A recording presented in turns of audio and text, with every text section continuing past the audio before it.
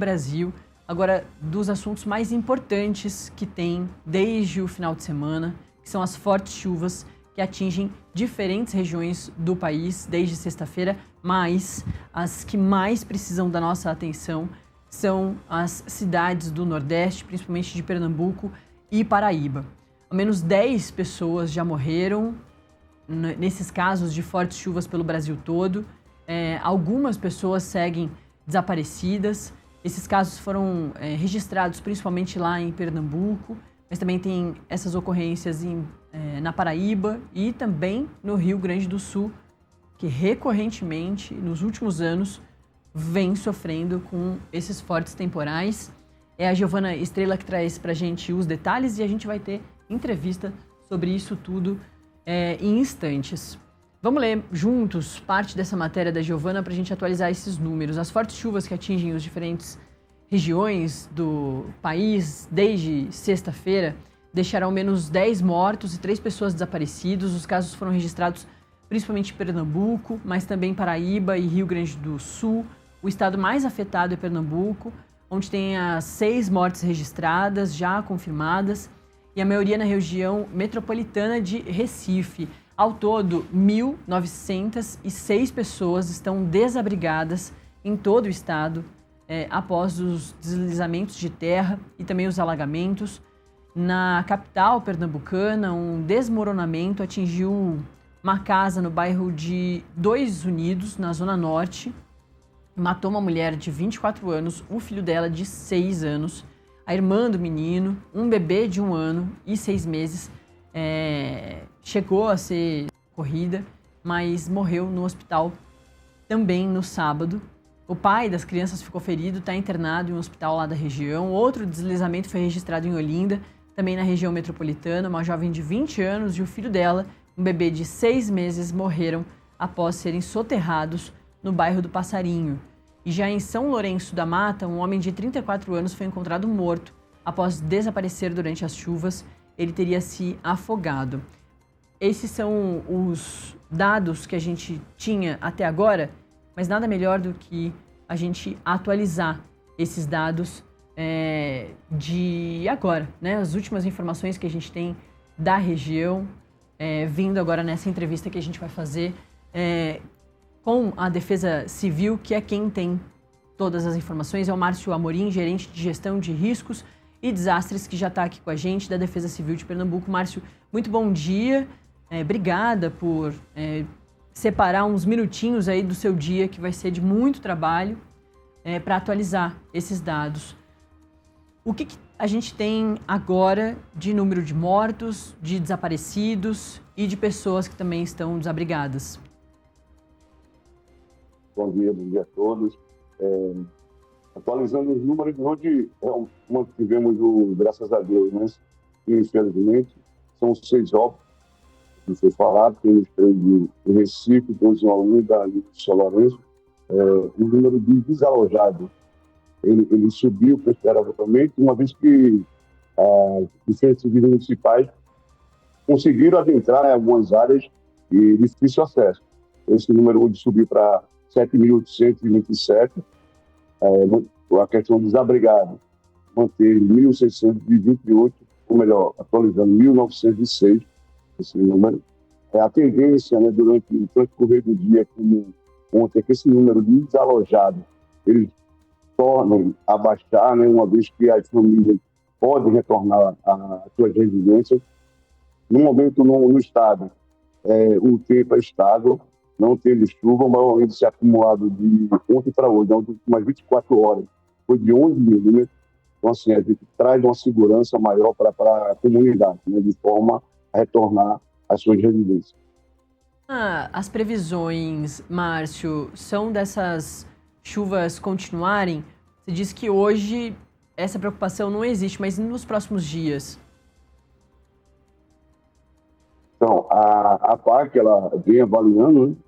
A casa da PAC, então hoje haverá essa análise, né, para que seja confirmado a estabilidade.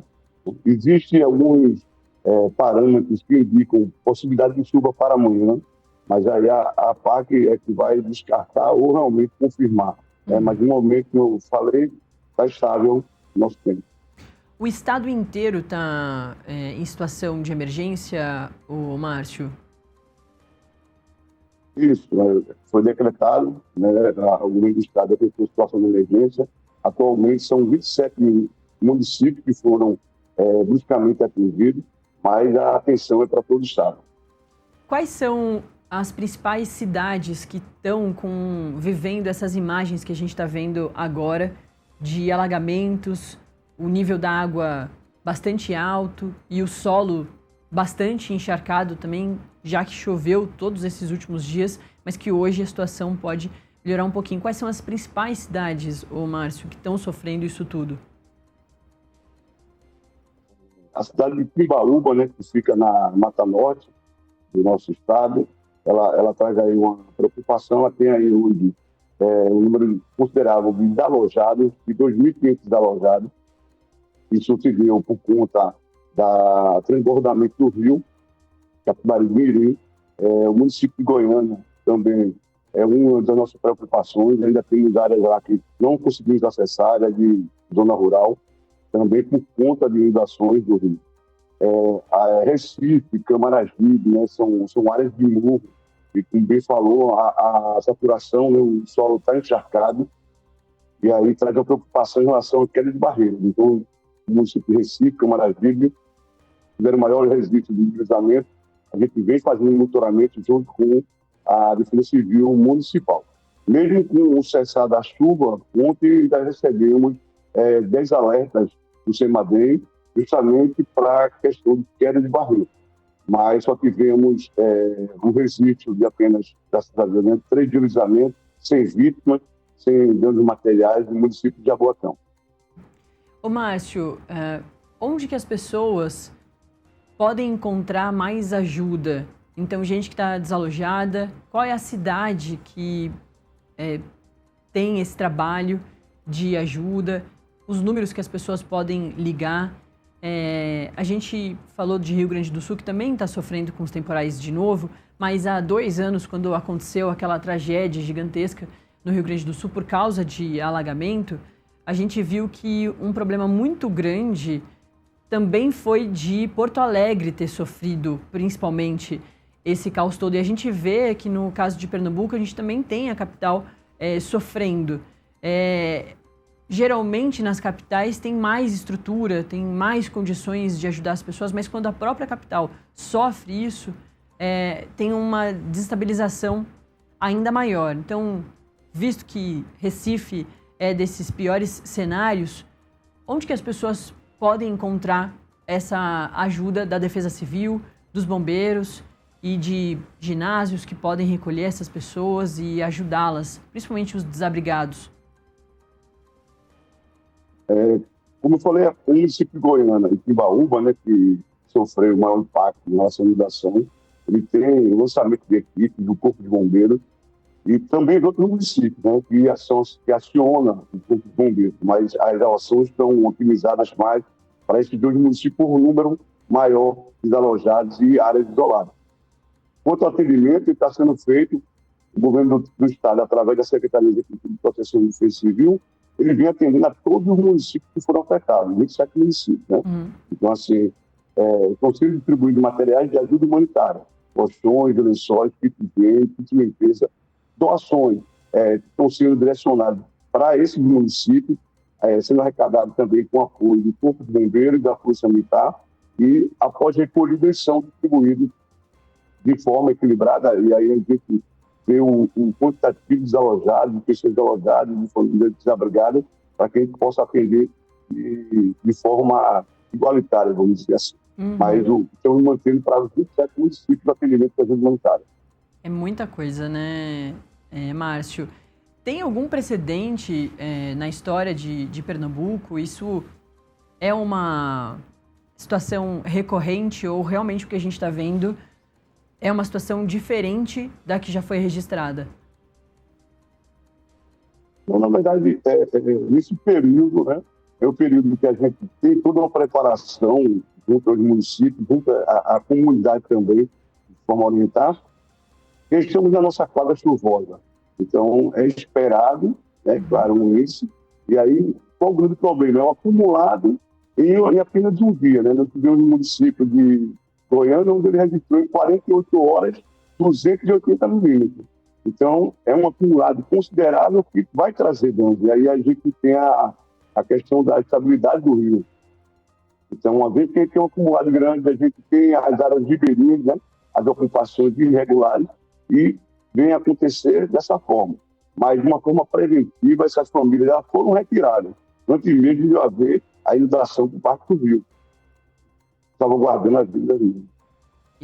Márcio, você tem o número de homens trabalhando na Defesa Civil, nos bombeiros, e também se Pernambuco já precisa da ajuda de outros estados e até mesmo da ajuda federal, se esse não é o momento ainda. Pernambuco tem conseguido dar conta sozinho de todo esse acompanhamento, até porque, inclusive, no Nordeste, na Paraíba, também tem uma situação bastante parecida. Até o presente, estamos com as forças do Estado, né? Não foi necessária a intervenção do governo federal, apesar de ter o decreto encaminhado para o governo federal para o reconhecimento, para haver uma possibilidade, esperamos que não, né, de utilização de força federal, mas, de momento, a força é só estadual. De Corpo Bombeiro está em torno de 3 mil homens sendo lançados diariamente. A Defesa Civil, nós temos 40 homens sendo lançados em 27 municípios, né? Hoje, nós estamos realizando visitas técnicas com equipes, com engenheiros, justamente para dar esse suporte, verificar os danos de materiais, para que possamos restabelecer a normalidade dentro dos municípios. E, assim como também operações conjuntas, né? Nós temos aí uma operação com a Secretaria de Educação, a Polícia Militar e a Defesa Civil, onde a Secretaria de Educação disponibilizou veículos que eles podem deslocar em áreas de difícil acesso. Então, isso facilita para que possamos chegar às zonas rurais dos municípios afetados. Márcio, então, para a gente encerrar, para te liberar e continuar trabalhando aí, esse trabalho tão importante que vocês estão fazendo, fundamental, você pode repetir esses primeiros números que você trouxe para a gente, das mortes, dos desabrigados e principalmente dos desaparecidos, que também é um número que preocupa muito, visto que a situação ainda é muito crítica, Márcio.